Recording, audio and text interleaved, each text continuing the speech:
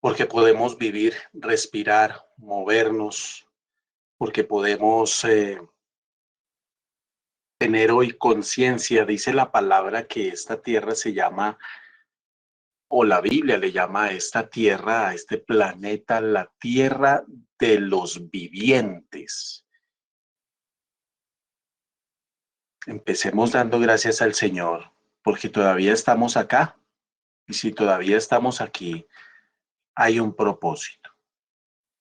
Hay un propósito que Dios tiene con usted y conmigo, por lo cual damos gracias al Señor. Padre, gracias. En el nombre poderoso de Cristo te damos honra, te damos gloria y te damos alabanza y te damos honor y te pedimos, bendito Señor, que nos ayudes, que nos guardes, que nos guíes, que nos acompañes, que nos llenes con tu presencia, que nos des la fuerza para seguir adelante, que no nos descuidemos, que no descuidemos nuestra relación contigo, así no sea intencional, pero que no haya descuido, que no haya argumento, es que el trabajo, Padre, en el nombre de Jesús, que no seamos esclavizados de un trabajo, que ya no tengamos tiempo para ti, porque mucha gente trabaja como jornalero, como jornalero. Muchísima gente empieza a trabajar desde muy temprano en la madrugada, son las 9, las 10 de la noche, siguen trabajando y así transcurre sus vidas. No lo permitas en nosotros, te lo pedimos en el nombre poderoso de Cristo, porque muchas veces esa es una forma de ataque. Esa es una forma de ataque espiritual a nuestras vidas. Te lo pedimos, bendito Dios, te lo suplicamos en el nombre poderoso de nuestro Señor Jesucristo. Gracias, bendito Dios, por este día jueves. Gracias, bendito Padre, que cuando tú nos llames a tu presencia podamos estar tranquilos en nuestra conciencia y satisfechos en el nombre poderoso de Cristo Jesús. Honra y gloria te damos a ti. Gracias, bendito Padre Celestial, en el nombre poderoso de nuestro Señor Jesucristo. Amén y amén. Gloria a Dios. Mis amados, muy buenos días. Dios les bendiga a todos. Damos gracias al Señor por la oportunidad y la vida que nos da hoy, por sus misericordias nuevas hoy. Hemos estado hablando del Salmo 23. Hemos estado estudiando este precioso salmo. Hemos estado meditando en esta palabra. Yo espero, es mi oración, que usted esté meditando fuertemente sobre esta bendita palabra, que usted esté masticando esta palabra, si cabe el término, que usted esté no simplemente escuchando, que no esté usted lleno de sueño, porque muchas veces el alma humana está cargada de sueño, está cargada de muchas cosas, menos del Espíritu Santo. Mi oración es que usted pueda estar meditando la bendita palabra de Dios, que usted pueda durante el día estar de manera activa estudiando la palabra y que no simplemente esté usted escuchando ahí entre las cobijas, medio dormido. Eso me preocupa por una sencilla razón, porque si esa es su condición y esa condición es permanente, significa que en eso se ha convertido su vida espiritual. Hay que tener cuidado con eso, mis amados hermanos. Ese es el ejercicio que estamos haciendo en esta semana patas arriba, como lo hemos llamado jocosamente, donde estamos dando los devocionales en la madrugada.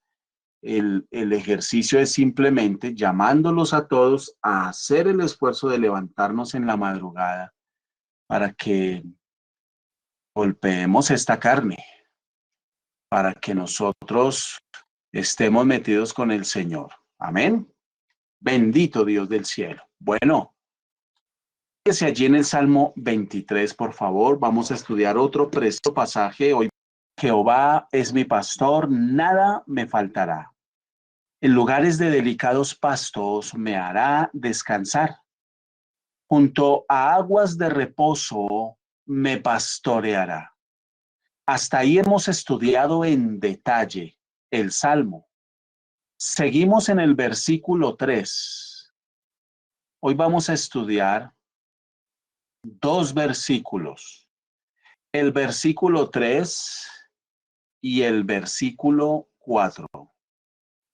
Confortará mi alma, perdón, confortará mi alma, me guiará por sendas de justicia, por amor de su nombre. Aunque ande en valle de sombra de muerte, no temeré mal alguno porque tú estarás conmigo. Tu vara y tu cayado me infundirán aliento. Amén. Amén. ¿Qué tal si hace una oración sencilla conmigo en esta hora y le dice al Señor, bienvenida tu palabra? ¿Qué tal si le dice eso? Bienvenida tu exhortación. Bienvenida tu guianza. Bienvenido tu pan. Habla a mi alma. Guíame con tu palabra y con esta enseñanza. En el nombre de Jesús. Amén. Gloria a Dios. Mis amados hermanos, estamos aquí estudiando este bendito salmo, esta preciosa palabra que escribe el rey David. Dice el versículo 3, confortará mi alma, me guiará por sendas de justicia, por amor de su nombre. El objetivo fundamental del Dios del cielo, como buen pastor, es guiarlo a usted y guiarme a mí. Ese es el objetivo fundamental. Dice otra versión, me das nuevas fuerzas y me guías por el mejor camino, porque así eres tú. Dice otra versión, me infunde nuevas fuerzas, me guía por sendas de justicia, por amor de su nombre. Y en el versículo 4 dice, puedo cruzar lugares peligrosos y no tener miedo de nada, porque tú eres mi pastor. Y siempre estás a mi lado, y me guías por el buen camino, y me llenas de confianza. Dice otra versión en el versículo 4, aún si voy por valles tenebrosos, No temo peligro alguno porque tú estás a mi lado. Tu vara de pastor me reconforta. Bendito sea el Señor.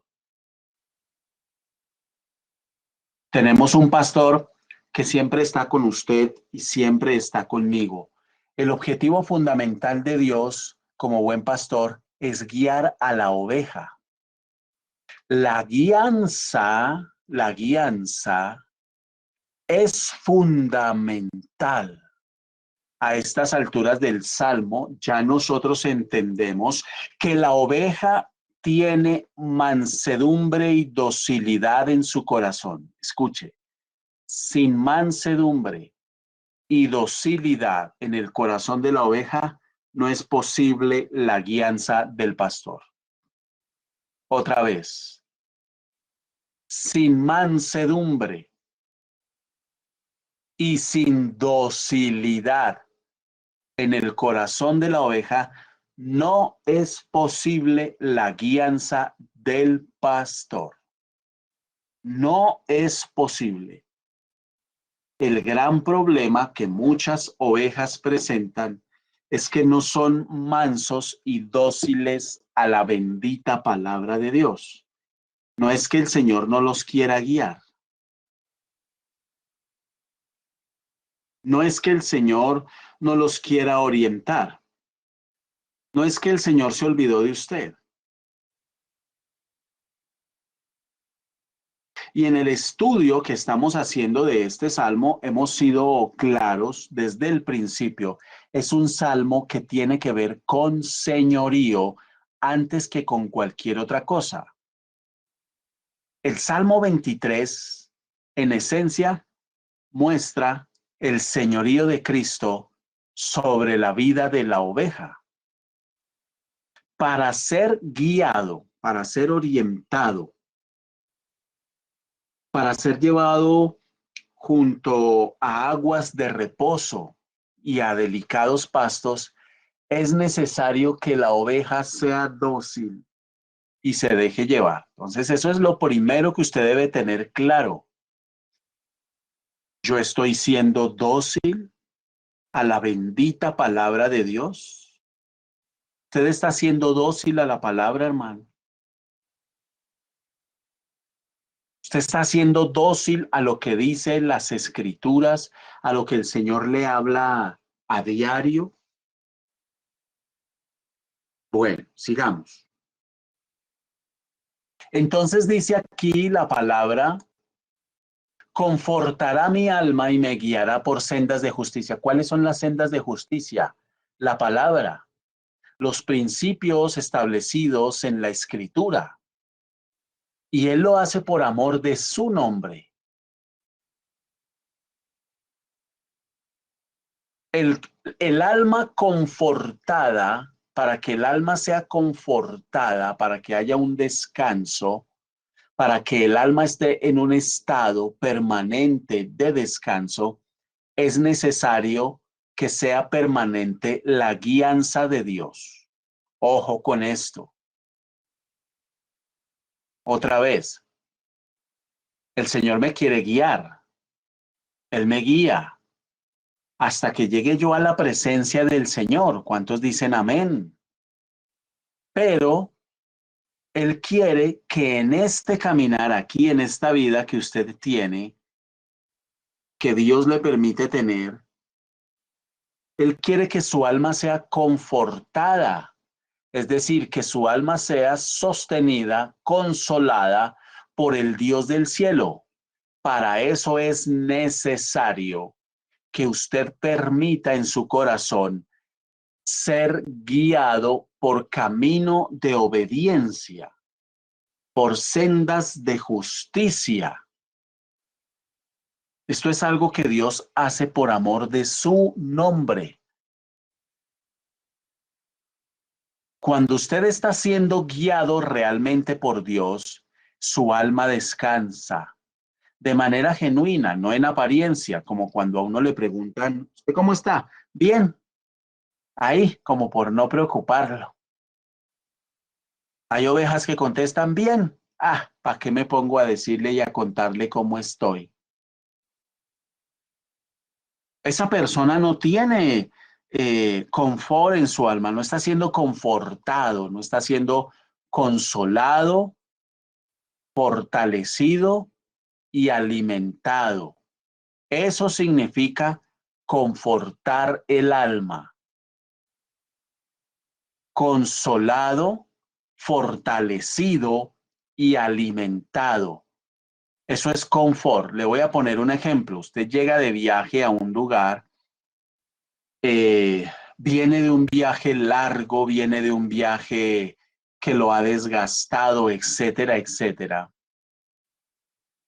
Viene cansado, viene con hambre, viene con sed, necesita entrar al baño y al lugar a donde usted llega le ofrecen todo lo que está necesitando. Por favor, si necesita usar el baño, siga. Usted entra al baño, descansa su cuerpo, después lo sientan a la mesa, le dan algo para calmar la sed, lo alimentan, lo consuelan, lo reciben de una manera agradable. Lo que están haciendo es confortar su alma. El caminar diario cansa el alma, la desgasta, produce necesidades en la oveja. Lo que el pastor hace es suplir dichas necesidades para fortalecer a la oveja y que pueda seguir adelante. Eso es confortar el alma. Confortará mi alma es que Dios se encarga de suplir toda necesidad espiritual que nuestra alma necesita y nos da la fuerza para seguir adelante. Justo cuando usted no tiene fuerzas, el Señor viene y se las da. Justo cuando usted no quiere seguir adelante, el Señor viene y le da fuerzas para seguir. Le da pan, le da agua y usted se levanta fortalecido aún en medio de las dificultades y sigue adelante. Me guiará por sendas de justicia. Aunque yo quiera hacer otras cosas e imponer mi voluntad, el Señor se encarga de mostrarme su bendita palabra y cuál es el camino. Pero aquí entra, después de este versículo donde el Señor me está diciendo, confortará mi alma, el versículo 4 que plantea algo fuerte. Aunque ande en valle de sombra de muerte. El valle de sombra de muerte, hablando geográficamente, existe, literalmente existe, al sur de Jericó, al sur de Jericó. Y esta expresión, el valle de sombra de muerte, hace referencia a dos cosas. Primero, es una alegorización de la muerte, perdón, de la vida a la muerte. Es decir, es una alegorización, una representación de lo que todo creyente va a vivir en el momento en que pase de muerte, de vida, de esta vida natural en esta tierra, a muerte. Ese paso, esa transición, se le llama valle de sombra de muerte. ¿Y por qué se le llama así, pastor? Porque en ese tiempo, que es breve, pero parece eterno para quien lo vive, es un tiempo en el que el enemigo se levanta, mis hermanos, a atacar muy fuerte a la persona, al ser humano. Se levanta a traer en recuerdo cuando una persona está en su lecho de muerte, ya cuando está en las últimas, se levanta con todos los demonios a traerle culpa, remordimiento, reproche y cualquier cantidad de cosas. Ese es un valle de sombra de muerte, donde usted duda de si es salvo o no, de si el Señor está con usted o no. Cuando el Señor Jesús dijo, ¿por qué me has abandonado? ¿Por qué me has abandonado? Esa angustia es un valle de sombra de muerte. Y el salmista dice, aunque ande en valle de sombra de muerte, no temeré mal alguno. ¿Por qué? Porque en ese valle se levantan demonios a atacar a la persona. sea creyente o no sea creyente, todos vamos a pasar por ahí. Pastor, ¿qué pasa con alguien que muere en un accidente, que muere en segundos, que no se dio cuenta, que se estrelló, que se cayó un avión, porque no pasó por un hospital, no pasó por...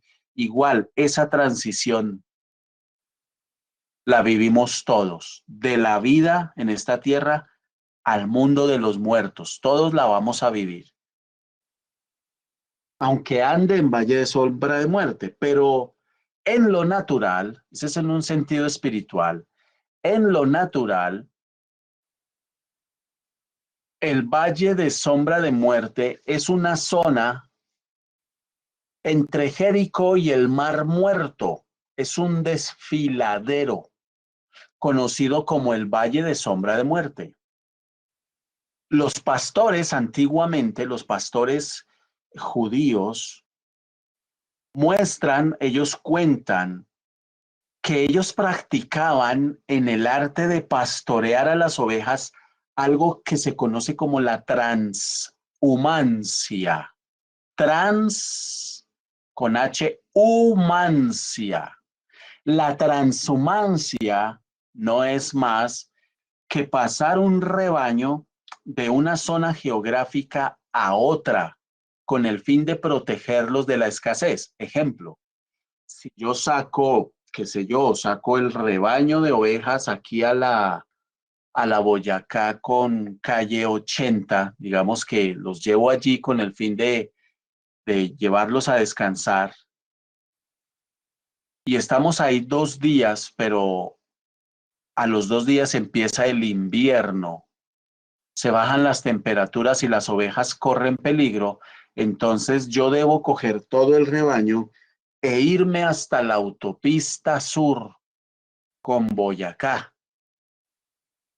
porque sé que allá no hay invierno, hay condiciones climáticas adecuadas, abundancia de agua y de alimento. Ese trasladar las ovejas es lo que se llama transhumancia. Eso todavía se practica hoy. Este es un término extraño. Esa es la famosa transhumancia. Entonces los pastores practicaban esa transhumancia. Llevaban la oveja de un lugar a otro de acuerdo a las necesidades. Este lugar, que geográficamente es conocido como el Valle de Sombra de Muerte, se encuentra situado al sur de Jericó y tiene unos 7 kilómetros de largo, pero es como un cañón. Hay lugares de partes de este lugar cuyas paredes alcanzan 500 metros de altura. ¿Usted se imagina la profundidad de ese lugar? En algunas partes tiene apenas 2 metros de ancho, no tiene más, 2 metros de ancho. Entonces, la, la extensión de este lugar, hay partes donde es muy estrecho y se hace peligroso que las ovejas pasen. Hay otras características geográficas de este lugar conocido como Valle de Sombra de Muerte que hacían muy peligroso pasar por ahí con los animales. Podían sufrir daño. Habían lugares partes que eran tan estrechas, que las ovejas ni siquiera tenían espacio de voltearse. Sí, es como un despeñadero. Es como un despeñadero. Pero ellos no iban arriba, sino abajo, en la parte más profunda.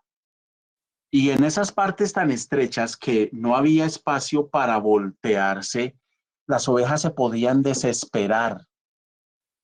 Y en el afán de tratar de salir de ahí, de sentirse tan apretadas, se podían terminar haciendo daño. Entonces, muchas veces las condiciones climáticas que había en el país, la situación de los pastos en Palestina y en toda esta zona, hacían necesario la transhumancia. Y eso obligaba en tiempos de David a la mayor parte de los rebaños a tener que atravesar ese valle, por lo menos una vez al año. Bueno, durante el día era imposible cruzarlo por el calor. Y en la noche, generalmente lo hacían, se lanzaban a la aventura peligrosa de cruzarlo cuando estaba a 5:30 de la mañana, amaneciendo, o cuando ya estaba finalizando el día, tipo 5:30 o 6 de la tarde, para poder resistir el calor que se concentraba allí. Y eso hacía que el peligro aumentara porque no había buena luz. Recuerden que las ovejas tienen una mala vista. Otro peligro que corrían era que cuando se lanzaran, digamos, yo me lanzaba como pastor a cruzar ese valle de aquí para allá. Pero otros pastores se regresaban. Entonces en el camino nos encontrábamos. El problema no era encontrarse, el problema era que no había por dónde pasar.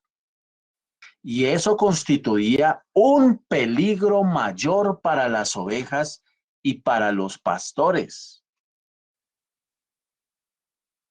Y eso pasaba con mucha frecuencia. Pasando por ese valle de sombra de muerte es donde el pastor más usaba la vara y el cayado. Debemos entender que la vara y el cayado son instrumentos esencialmente para guiar y orientar.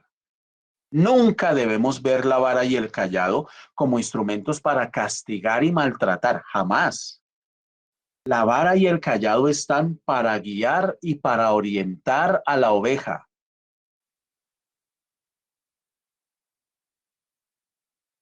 Entonces, pasar por ese valle era supremamente peligroso. David sabía que era cruzar ese valle. Y por eso él, el pastoreo, lo alegoriza de esta manera y dice, aunque ande en valle de sombra de muerte. Otra versión dice, aún si voy por valles tenebrosos, porque era tenebroso pasar ese valle. El pastor tenía habilidad para usar el cayado como herramienta persuasiva, para forzar a las ovejas a caminar o a saltar las hendiduras, evitar que se acercaran al precipicio. Sin embargo, era muy fácil que la oveja terminara cayendo, el riesgo era alto, que quedara colgada, que se saliera del camino, que cayera por un precipicio. Entonces, cuando esto estaba a punto de suceder, el pastor con el cayado rodeaba el cuello de las ovejas grandes o el cuerpo de las ovejas pequeñas, tiraba de ellas, las levantaba y las ayudaba a regresar al camino. Eso es lo que significa el valle de sombra de muerte. En un sentido natural, ¿qué puede ser el valle de sombra de muerte? El valle de sombra de muerte es cuando usted se ve en situaciones muy duras, muy difíciles, muy confrontantes, donde usted se puede humanamente llenar de miedo, de temores, donde el enemigo puede venir a hablarle, a decirle, a meterle terror. Son esos momentos de terror intenso. Ojo que hay gente muy exagerada en las cosas que vive. Entonces, si van a la panadería a comprar el roscón que siempre que les gusta comer y no hay, entonces después van y dicen que pasaron un valle de sombra de muerte porque no encontraron el roscón que querían comer. Y son exagerados. No, el valle de sombra de muerte son situaciones extremas, hermano. Son situaciones extremas que rayan con la muerte. Y aquí muerte no solo necesariamente que usted esté en peligro su vida de muerte, sino que hay una extrema angustia por alguna situación X o Y. Puede ser por una enfermedad, por una situación de salud, puede ser por el tener que afrontar un accidente, puede ser por persecución, pueden ser miles los valles de sombra de muerte que una persona pueda llegar a pasar. Pueden ser muchas cosas que los ocasionen. Mis amados, por eso es que nosotros tenemos que estar agradecidos. Y yo les voy a decir una cosa, no se deje usted meter en la cabeza las mentiras de qué pereza conectarse al devocional, qué pereza escuchar la palabra, qué pereza orar, ahora desde las 8 de la noche, ay, qué mamera, yo tengo mucho que hacer. Hasta que uno no pasa por situaciones como esas es que uno no dimensiona y no agradece lo que realmente tiene. Esto que Carolina está hablando eh, son testimonios primero impactantes y segundo son testimonios muy comunes cuando una persona ha estado con un pie en el sepulcro, porque es que eso fue lo que ella pasó. Lo que Carolina tuvo fue un pie en el sepulcro, hermano, un pie allá y un pie acá. Y cuando se habla de que yo veía demonios y yo empecé a ver, eso es lo que sucede. Lo que escribe César, se le agudizó el discernimiento de espíritus. Cuando una persona está en el umbral de la muerte, eso pasa. Se le quita toda la limitación de la carne que no nos deja discernir espiritualmente para empezar a ver. Entonces ahí es donde dicen, eso es la droga, son alucinaciones, es que debe ser que ya se volvió loco, se le corrió la teja. No, hermanos, eso pasa, yo lo he visto suceder cualquier cantidad de veces y yo he tenido que batallar en los casos de mucha gente contra esos demonios que vienen, se juntan como chulos, se juntan para atormentar, para traer terror, para traer miedo, para traer culpa, para traer cualquier cantidad de cosas terribles. Eso es un valle de sombra de muerte y la promesa es que aunque ande en valle de sombra de muerte, no temeré mal alguno. ¿Qué hay en esos valles? La intención satánica de hacernos daño, de traer depresión y dejarnos ahí atrapados. Hay gente pasando valles de sombra de muerte. Hay gente que no puede dormir, enfermas, enfermos, no pueden dormir, desestabilizados emocionalmente. Están pasando un valle de sombra de muerte. Hay gente que se queda ahí atrapada y no saben cómo salir. Entonces debemos tener mucho cuidado con lo que vivimos, con las emociones, con los sentimientos, con todas esas cosas que se quieren acumular, porque muchas veces es el enemigo con la opresión o la obsesión para llevarnos y meternos en un valle de sombra de muerte. Pero la promesa está, aunque ande en valle de sombra de muerte, no temeré mal alguno porque tú estarás a mi lado, tú estás conmigo y eso es en lo que debemos pensar. El Señor está con nosotros. Un valle de sombra de muerte puede ser una enfermedad que lo confronta a usted.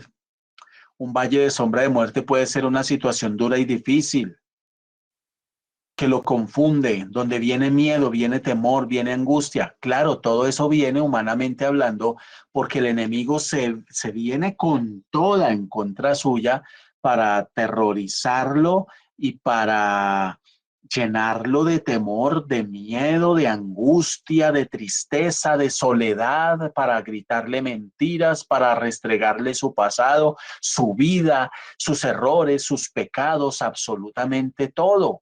Pero está la promesa, aunque ande en valle de sombra de muerte. Aquí no dice que se nos evitará ese valle, no dice, aunque usted pase por ahí, no temerás más mal alguno, porque tu vara y tu callado me infundirán aliento. El Señor es el que nos guía, Él está con usted, Él está conmigo, Él nos ayuda.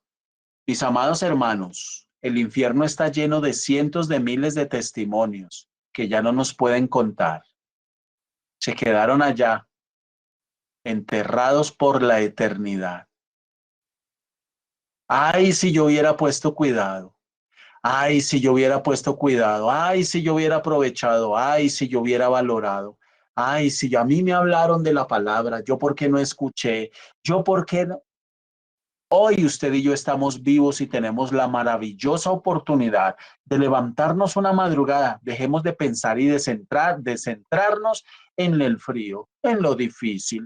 Ay, Señor, aunque es difícil. Hermana, esas son oraciones deprimentes, perdón. A veces estamos haciendo más énfasis en lo difícil que en el privilegio maravilloso de poder hacerlo. Está haciendo frío, yo no sé allá donde usted está, aquí donde estoy está haciendo helaje, mucho frío. Pero yo no estoy pensando en lo difícil, no, hermano, me levanto, qué privilegio. Yo me levanto, busco del Señor. Qué privilegio y qué oportunidad maravillosa es esta. Y a veces vivimos la vida como muertos en vida, desanimados, tristes, sin fuerzas, con pereza. Nos empezamos a descuidar. Usted antes era puntual con el devocional, ya no. ¿Por qué? Ah, es que tengo cosas que hacer. Está permitiendo que el diablo se le meta al rancho, amigo. El Señor nos ayude nos abra el entendimiento para que nosotros podamos valorar el milagro de la vida y de buscar, que no nos veamos en una situación de estar tirados en una cama dependiendo del conocimiento, de la ciencia, de otras cosas para poder valorar. Valoremos hoy. ¿Cuántos dicen amén? Hoy, valoremos hoy y demos gracias hoy por la vida, por la salud, por la maravillosa oportunidad que tenemos de buscar del Señor. La historia que les voy a contar hoy es una historia real, verídica, que yo la viví de cerca a través del testimonio de una amiga mía. La viví de cerca y fue muy real, de la cual en parte yo fui testigo de esta historia. Vamos a ver lo que es el Valle de Sombra de Muerte desde una perspectiva un poco diferente, porque los dos testimonios que escuchamos en el devocional anterior dejan ver un valle de sombra de muerte en dos niveles. En primer lugar, la situación que pasó Ronald, que no fue una situación de muerte como tal, pero fue una situación donde él, por causa de la situación que vivió, fue confrontado, fue confrontado. Y Ronald quizás se cuestionó y se preguntó, eh, ¿estoy yo listo? ¿Estoy yo preparado para estar presente delante de Dios para rendir cuentas? Yo no sé, usted me puede escribir ahí un 1 o un 2 según el caso, sí o no.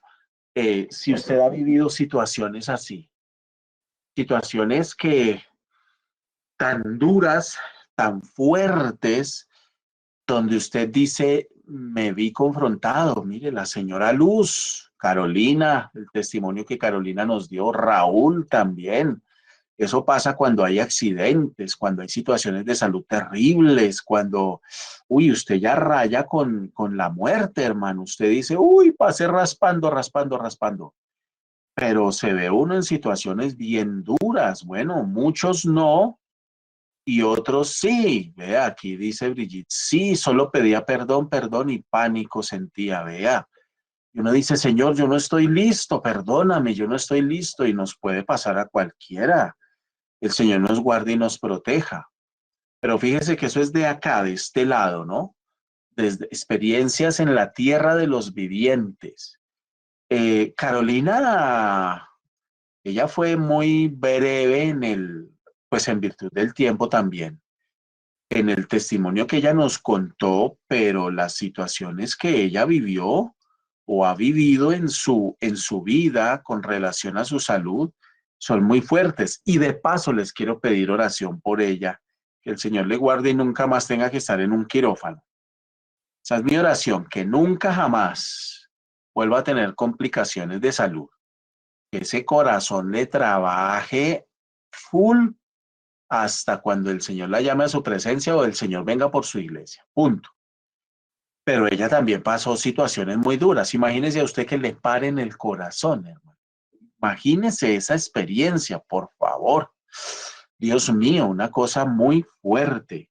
Bueno, pero hay valles de sombra de muerte que se viven cuando usted alcanza a pasar el umbral de la muerte y por alguna extraña razón Dios le permite regresar. Eso es lo que conocemos desde el argot científico como la muerte clínica, ¿no? Cuando usted tiene muerte clínica, ustedes se acuerdan de ese testimonio de un señor, un vendedor ambulante aquí en Bogotá, que él fue incluso, si mal no recuerdo, atendido en el hospital de Kennedy en la ciudad de Bogotá, Colombia. Creo que fue allí o en el del Tunal. Bueno, yo no recuerdo. Pero él en una riña pierde la vida, lo apuñalan, le apuñalan el corazón y él muere. Era un hombre vicioso, alcohólico, violento, y cuando él se despierta convertido en una persona totalmente diferente y hablándole y predicándole a todo el mundo. Tuvo una experiencia muy fuerte, muy fuerte. Por supuesto, científicos y médicos les cuesta trabajo creer en este tipo de cosas porque ellos siempre tienen una explicación lógica a por qué pasan esas cosas. No es por la droga, no es por tanta droga, no es que como estaba dopado, no es que tenía tal cosa, no es que tenía tal situación, no es que tenía esto, no es que tenía... Pero nosotros sabemos que hay un tema espiritual muy fuerte. Bueno, la historia que les voy a narrar es la siguiente. Estando yo en el colegio en el grado 11 de bachiller, yo tenía una amiga que era de una familia, más bien una compañera de curso, que venía de una familia pudiente, acomodada económicamente, y ellos tenían una casa en Girardot, y ellos iban con muchísima frecuencia allá. Esta chica, un día viernes, junto con su hermana, se fueron con el novio de la hermana mayor y se fueron con un amigo de ella, iban 4 en el carro, los 2 hombres adelante y las 2 muchachas atrás, iban en un Jeep. Ustedes conocen esa marca de carros Jeep. Y este carro era de esos carros que venía carpado atrás. Era como para, o sea, usted le podía quitar la carpa y quedaba como un tubo antihuelcos nada más. Y se fueron de noche para Girardot, en el sector del Boquerón, para los que conocen. En esa época, hoy día, ese sector de la carretera donde queda esa piedra, esa roca, la que se conoce como la nariz del diablo, bajando después de pasar esa roca, en una curva ellos pierden el control y se van al abismo que hay ahí, que si usted ha pasado por ahí, usted conoce ese abismo. Ellos pierden el control del vehículo. En esa época esa carretera no era tan segura. Irse al abismo era fácil, ahora es mucho más protegido.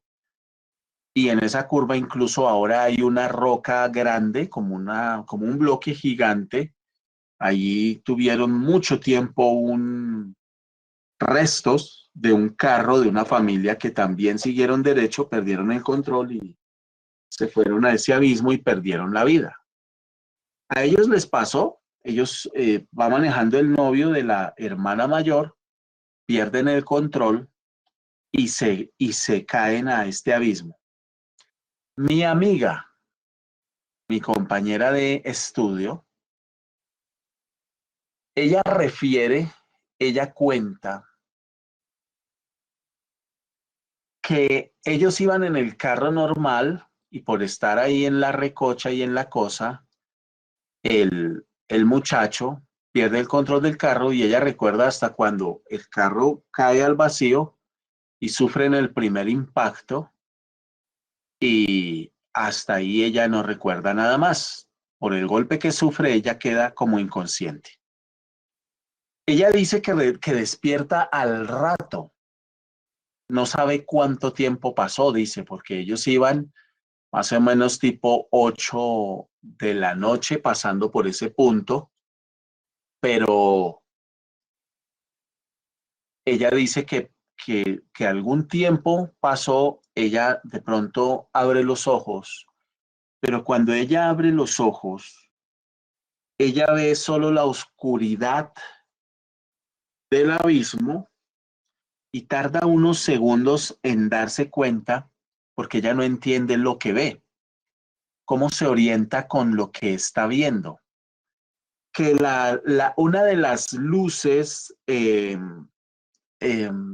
estacionarias del carro, de la parte de atrás, quedó parpadeando.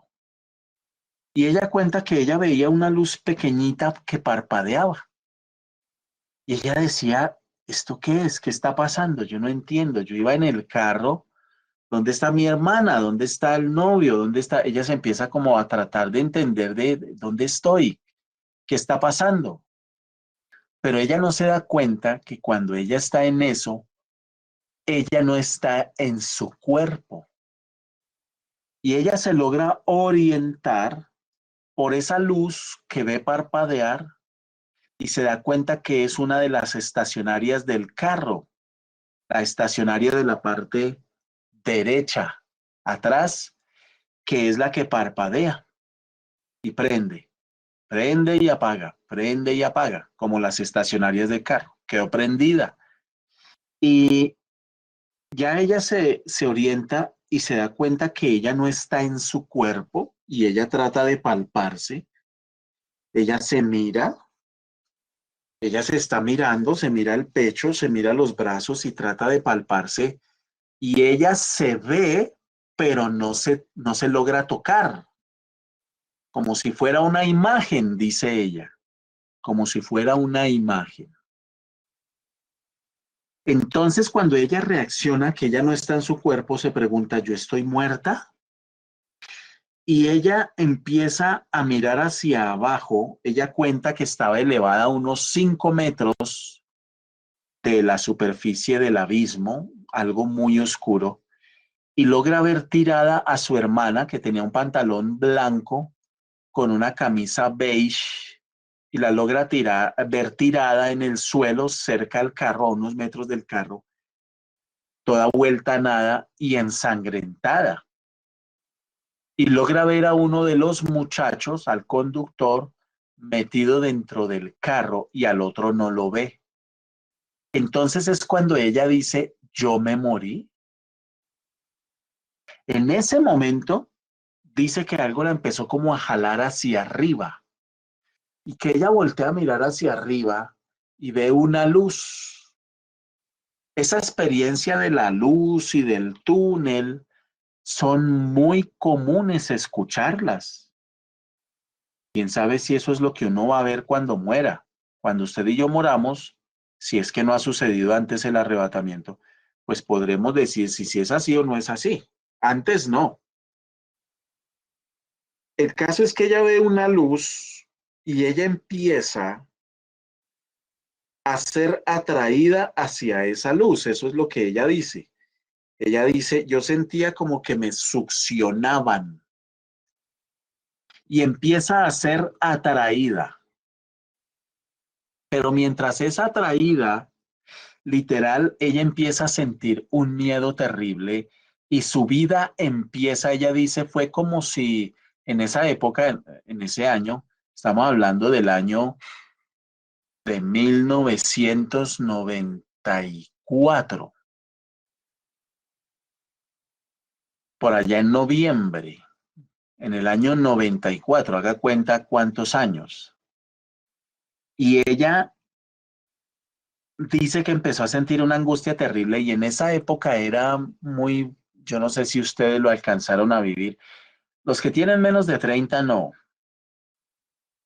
o los que tengan 30, 35, de pronto no lo alcanzaron a ver, pero ¿se acuerdan esos aparatos que esos eran los videobin de la época, que uno ponía unos acetatos sobre una cosa con luz, tenía como una lupa encima y eso lo proyectaba hacia la pared? ¿Se acuerdan de esos aparatos?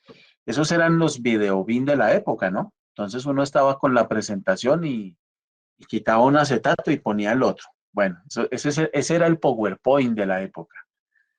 Y eran muy comunes en ese tiempo.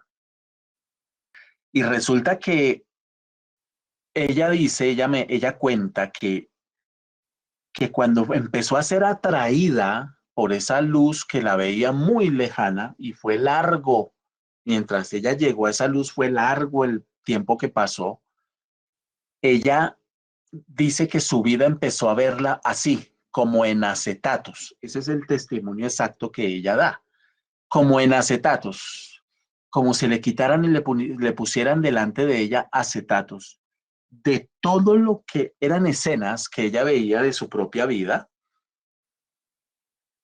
de todo lo malo, de los pecados, de la rebeldía, de lo grosera, de todos esos momentos que ella vivió, literalmente eh, los vio en segundos y empezó a sentir un terror terrible, empezó a sentir miedo, porque para ese momento ella dijo, yo estoy muerta, yo acabo de morir. Y ella en esa angustia miraba hacia esa luz que era lo que la jalaba y miraba hacia abajo y que veía cada vez más lejos el abismo. Ya la luz del carro no la veía parpadear. Ella veía ya el planeta, ya veía, o sea, una cosa impresionante. Y de pronto la luz empezó a acercar, acercar, acercar como un túnel hasta que la envolvió completamente, completamente. Y ella empezó a sentir un terror. Ella dice que nunca había sentido un miedo y un terror tan profundo y que a través de esa luz ella refiere, me decía, haga de cuenta como estar en un bosque a las 6 de la mañana y solo ver neblina, que ella no veía nada más y que sentía un frío que le hacía doler, tenía la sensación de que como si le dolieran hasta los huesos. Ella dice que era algo impresionante, que solo trata de describir con palabras lo que sentía, pero que no era algo que hubiera sentido nunca antes, humanamente hablando. Y empieza a sentir que la jalan. Ella veía la sombra de brazos y manos que la jalaban, unas manos deformes, como con los dedos alargados, y que la trataban de tocar de todos los lados. Ella no veía nada más, solo brazos y las manos que la jalaban y como que se peleaban por cogerla. Y escuchaba como voces y lamentos, y que sentía un terror terrible. De pronto, ella en su ignorancia, porque viene de una familia católica en esa época, empezó a hablar y a decir, Dios mío, ayúdame, Dios mío, ayúdame, ayúdame. Y que de pronto pasó como una parte en la que sentía eso y empezó a ver una luz mucho más fuerte y que en esa luz era una luz donde cuando entró es como un túnel donde hubiera cambiado como del tipo de luz que había. Y ella empezó a sentir paz y tranquilidad. Las manos y los brazos, ella dice garras, desaparecieron y ella empezó a sentirse tranquila y escuchó una voz, dice, que le dijo, tranquila, bienvenida. Y de pronto empezó a cambiar la luz, ya era una luz como acogedora, como diferente, como si estuviera en otro lugar. Ya no era una luz grisácea, fría, eh, y de pronto ve al abuelo. Ella refiere que vio al abuelo y que cuando vio al abuelo, la sensación de ella fue salir corriendo a abrazarlo y para ese momento ella sentía mucha paz y mucha alegría y el abuelo no se dejó tocar. Y junto con el abuelo vio a otras personas que ella había conocido cuando era niña. vecinos del barrio y de otros lugares, y todos la miraban con felicidad. Y el abuelo fue el que le habló y le dijo, tú todavía no estás lista, te tienes que devolver, todavía no es tu momento. Y ella le fue a hablar al abuelo, a decirle, yo me quiero quedar aquí, que ella dice que su intención era decirle, yo me quiero quedar aquí contigo. Cuando empezó a ser jalada hacia atrás nuevamente y volvió a pasar por donde ella había pasado, las manos, todo, escuchaba las voces más fuertes de lamento, de gritos, tratando de jalarla. De pronto sale de esa luz que la cubría y empieza nuevamente a ver la tierra hacia abajo y empieza a ser acercada, acercada, acercada y empieza a ver más de cerca la luz del carro donde estaba parpadeando aún y bajando ya vio a la hermana, ya vio a un muchacho al que no había visto, vio otra vez al conductor del carro, vio a la hermana que se movía y se lamentaba, ya la escuchó y ella llegó hasta, dice que más o menos hasta 1 metro de distancia del cuerpo de ella misma, que estaba tirado inmóvil, y, y de pronto empezó a ser atraída hacia su cuerpo y que ella dice que tuvo la sensación de que hubiera entrado como por la nariz, como si ella hubiese entrado por la nariz de su cuerpo y que ella entra y cuando ella entra empieza a sentir los dolores del cuerpo, tenía una pierna partida, también tenía un brazo fracturado, los golpes, las contusiones, empezó a gritar, empezó a pedir auxilio, empezó a pedir ayuda, bueno, dice, volví a ser humana. Esta experiencia fue inolvidable, teniendo en cuenta que esta chica era una chica que se consideraba atea y que consideraba que no había absolutamente nada después de la muerte. A ella la rescatan finalmente porque eh, carros que iban viajando a esa hora, era un puente festivo, se dieron cuenta del vehículo que se fue al abismo, entonces pararon y mientras se hizo todo el tema, bueno, llegaron los organismos de socorro, a ella la rescatan, encuentran, de 4 encuentran a un muchacho muerto, al pasajero que iba adelante, y los otros 2 se salvan, pero quedan pues bastante mal. La hermana también quedó mal, pero la hermana de ella quedó inconsciente y ella no refiere absolutamente ninguna experiencia, ella simplemente quedó inconsciente y no supo más de ella. Casi muere, estuvo muy mal clínicamente, pero esta chica refiere esa historia. Si nosotros nos ponemos a hablar de historias, vamos a encontrar cualquier infinidad de experiencias. El asunto radica en lo siguiente. Primero, cuando usted escuche esa clase de experiencias, hay que escucharlas con respeto. Eso es lo primero. Segundo, nosotros nunca hemos estado al otro lado como para decir eso es así o no es así. Además, porque las experiencias siempre son diferentes.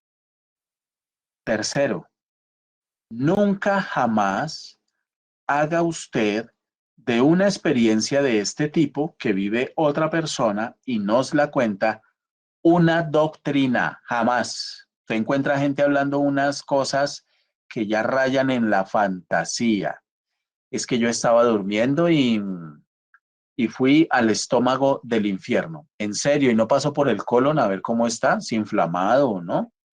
Hay que tener mucho cuidado porque muchas de estas cosas son falsas. Muchas de estas experiencias son mentira. Muchas de estas experiencias son inventadas para manipular, bueno, para muchas cosas. Pero esta experiencia que les acabo de narrar es la experiencia de una muchacha que después de esa experiencia ella tuvo un cambio impresionante. Ella empezó a buscar de Dios, empezó a buscar una iglesia cristiana en esa época para que le ayudaran a entender qué era lo que había vivido, y ella terminó convertida al Señor. Entonces, cuando dice aquí la palabra, aunque ande en valle de sombra de muerte, eso que ella vivió es un valle de sombra de muerte.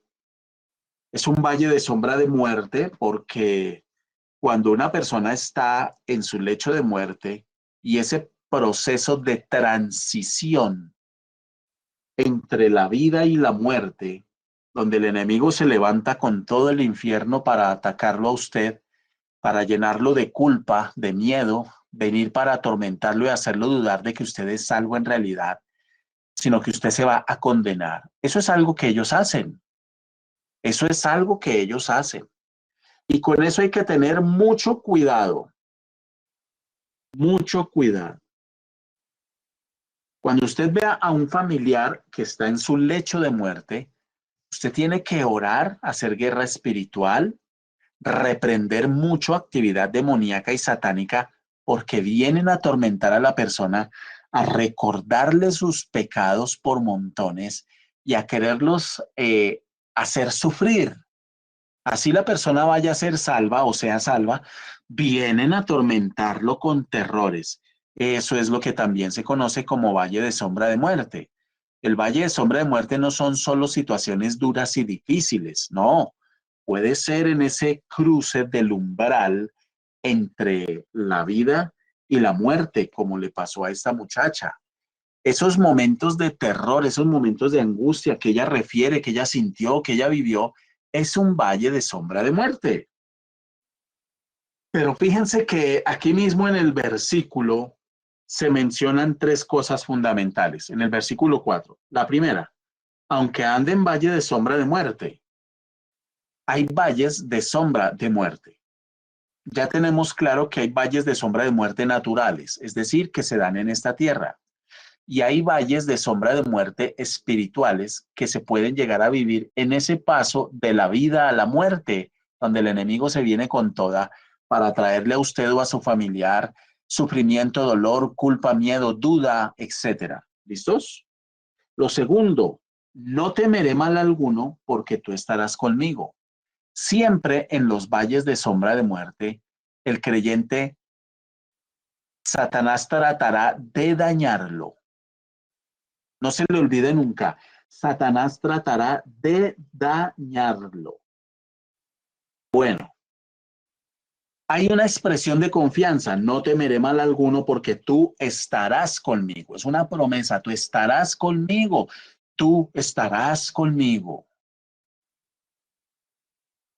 Y tercero, dice, tu vara y tu callado me infundirán aliento. Tres cosas fundamentales tiene este versículo 4. Primero, que hay valles de sombra de muerte. Segundo, hay una promesa de protección y que en los valles de sombra de muerte son lugares naturales o espirituales, siempre por supuesto, si es natural por una situación que usted está viviendo aquí, no se le olvide que hay una actividad espiritual, ¿no? Para dañarlo a usted y a mí. Entonces, aunque ande en valle de sombra de muerte, no temeré mal alguno. Lo primero es que hay valles de sombra de muerte, naturales o espirituales. Segundo, en esos valles usted van a intentar dañarlo, pero el Señor promete protegerlo. Y tercero, en esos valles, la vara y el callado del pastor tienen una fuerte actividad de guianza. ¿Cómo funciona eso, pastor? Miren mis hermanos, dice la palabra, y la paz de Dios, que sobrepasa todo entendimiento, guardará vuestros corazones en Cristo Jesús. Y la paz de Dios, que sobrepasa todo entendimiento, guardará vuestros corazones en Cristo Jesús. La paz de Dios viene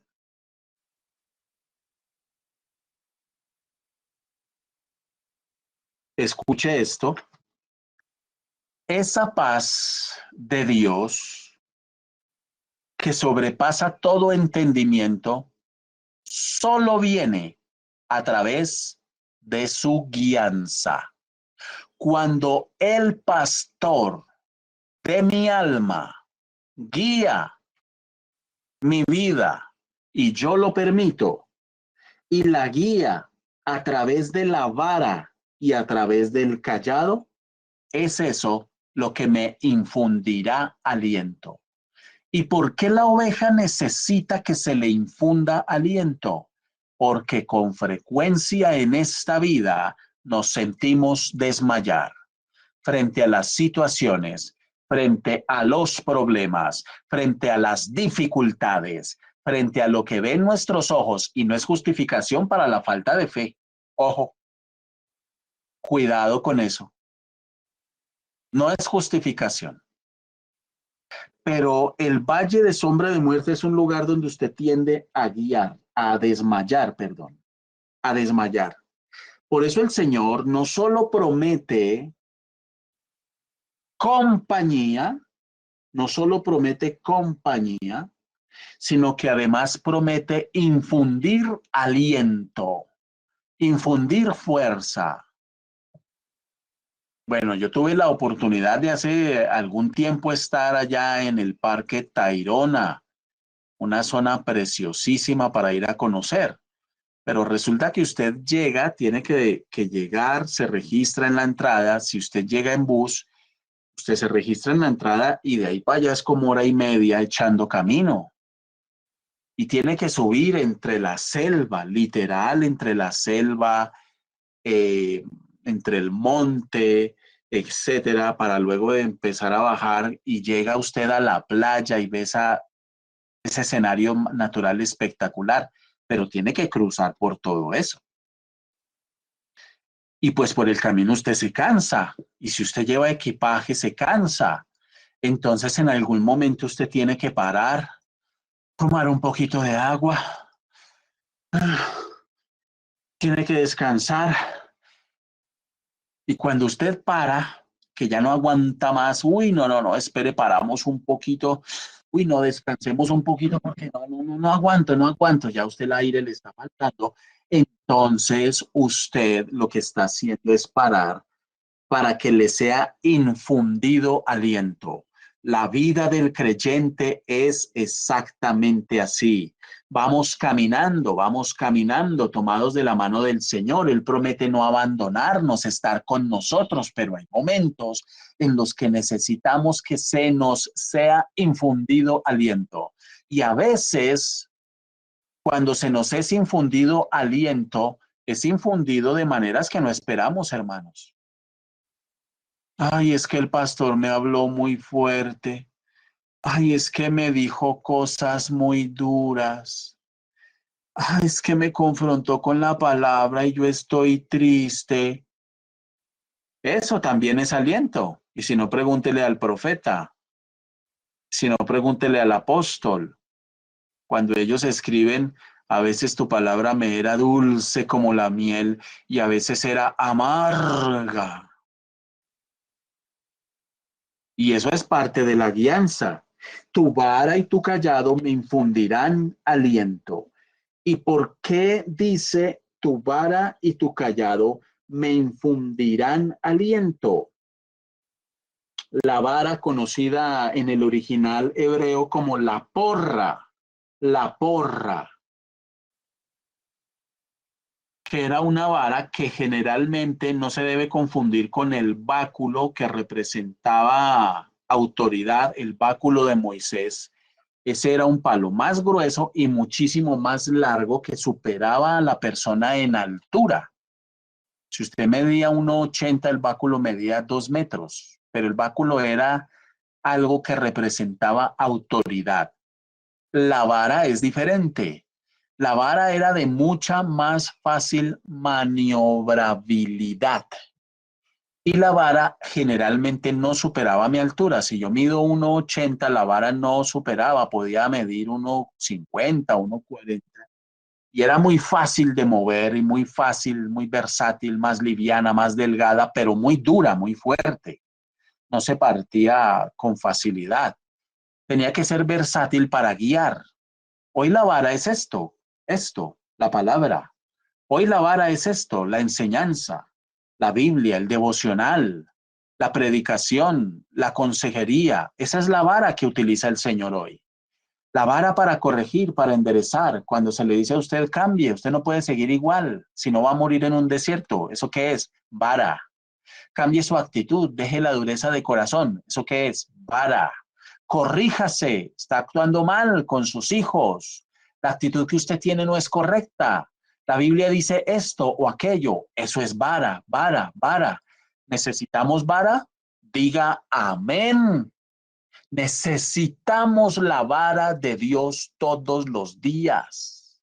Todos los días de nuestra vida necesitamos recibir la vara de Dios, porque la vara de Dios, entiéndase, no es garrote, no es maltrato, no es humillación, no. La vara de Dios nos mantiene ¿en dónde? En el camino.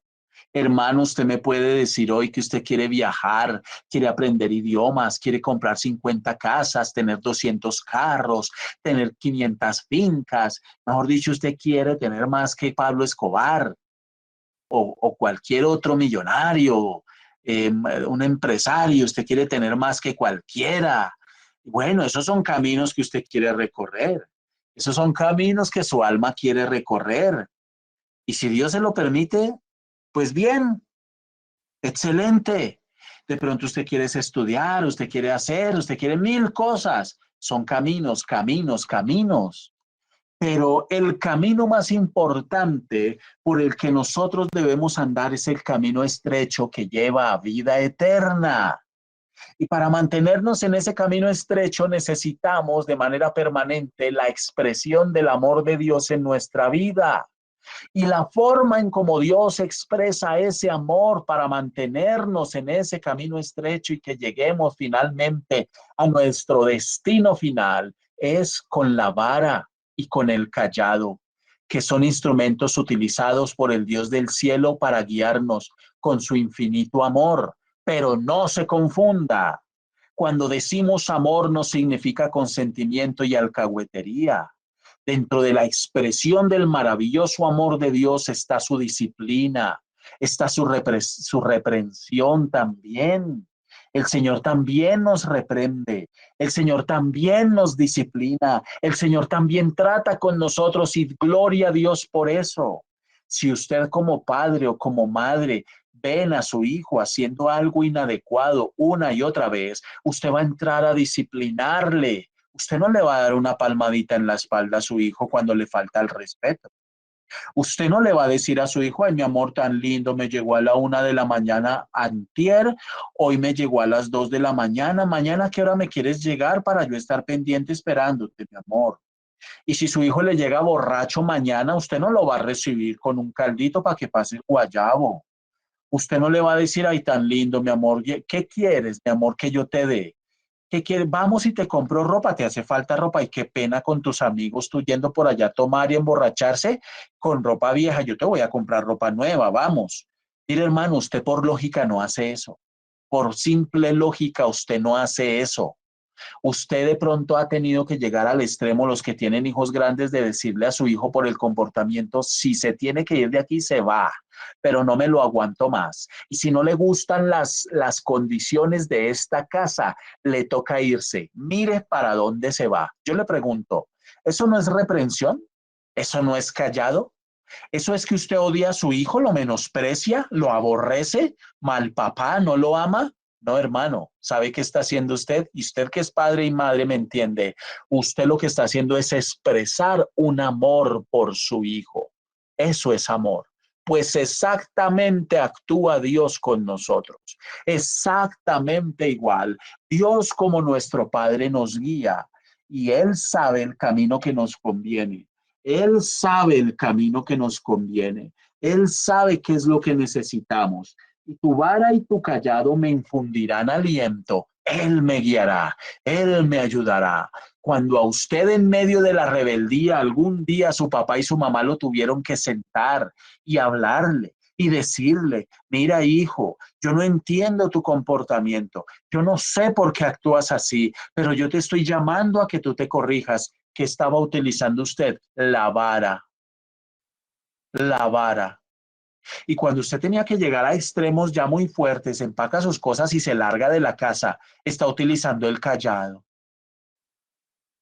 Mis amados hermanos, la vara y el callado representan no solo el amor de Dios, sino también grados de disciplina. Grados de disciplina con los que Dios nos trata. A veces no queremos reaccionar y estamos sumergidos en un desierto. Y a usted le escribe el pastor y el pastor le habla y le dice, y de pronto el pastor le habla muy fuerte y usted que es bien carnal y bien natural dice, ay, el pastor me habló muy fuerte, yo no quiero volver a la iglesia. Carnal, madure. Cuando el pastor le habla a usted fuerte, porque ya el Señor está inquietando a través del Espíritu Santo con respecto a su situación, en un estancamiento que usted está, el Señor puede hablarle a usted muy fuerte. No menosprecie la reprensión del Señor. No la menosprecie, porque usted puede en actitud estar recibiendo, gracias, pastor. Sí, Señor, yo entiendo, pero en su corazón estar menospreciando la reprensión. Hermano, hay gente pasando valle de sombra de muerte y todavía no entienden que le deben entregar su vida a Cristo. Un valle de sombra de muerte es pasar una enfermedad, un cáncer. Eso es un valle de sombra de muerte.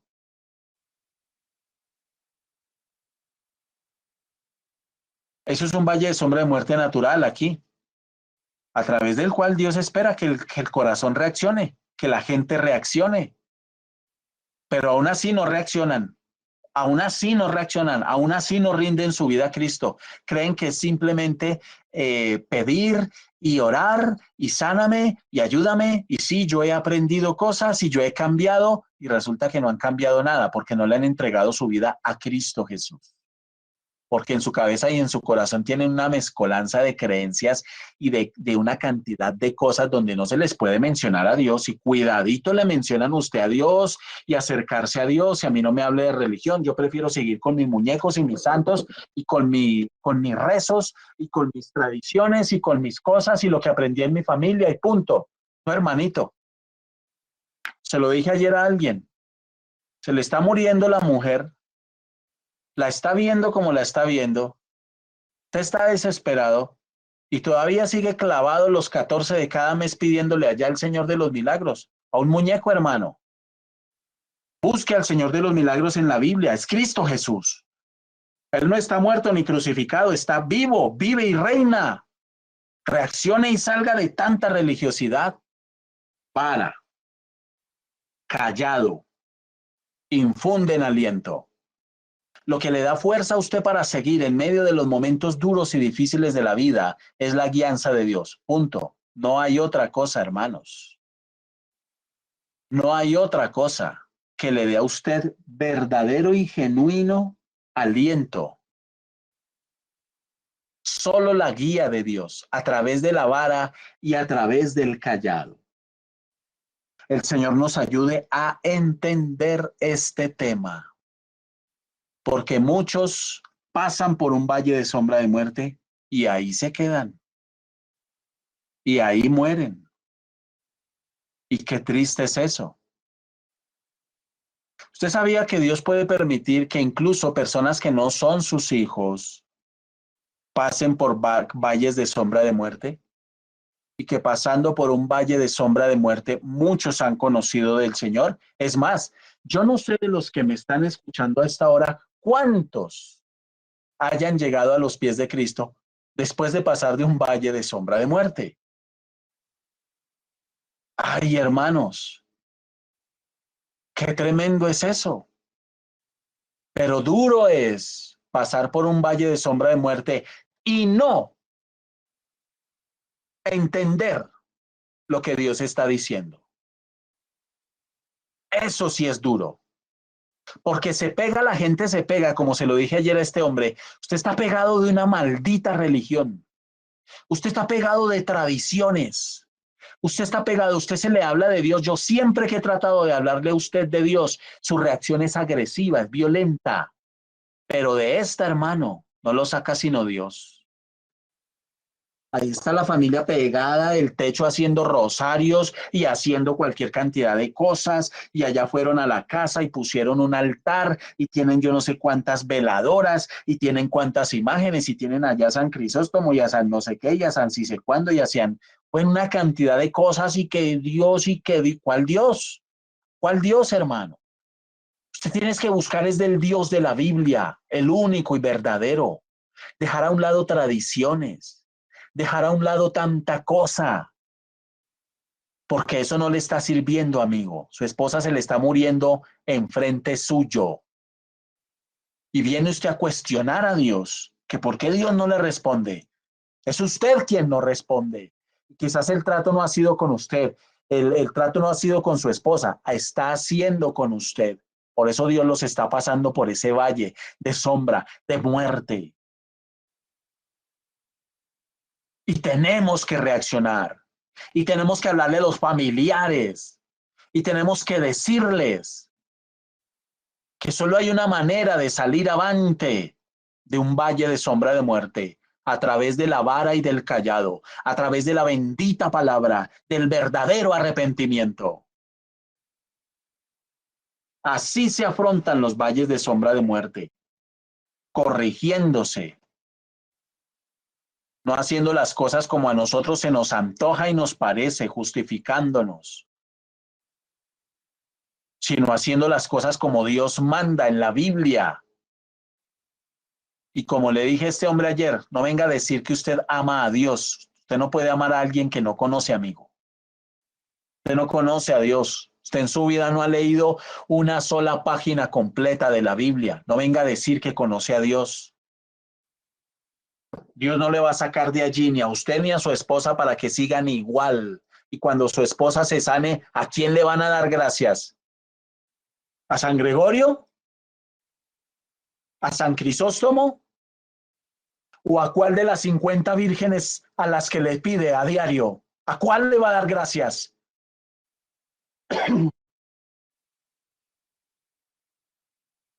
Tenemos que hablar la palabra con valor y denuedo y pedirle al Señor que nos ayude. Bendito Dios, gracias por tu palabra. En el nombre de Jesús, gracias por tu palabra. Gracias por tu protección. Tú eres nuestro pastor. Gracias, Padre. Gracias, Padre. Gracias, Dios. Gracias, Jesús. Gracias, Señor. Te amamos, te adoramos, te exaltamos. Buen Padre, buen Dios. Ayúdanos, Señor. En el nombre poderoso de Cristo, ayúdanos. Gracias por tu bendita palabra. En el nombre de Jesús. Amén y amén.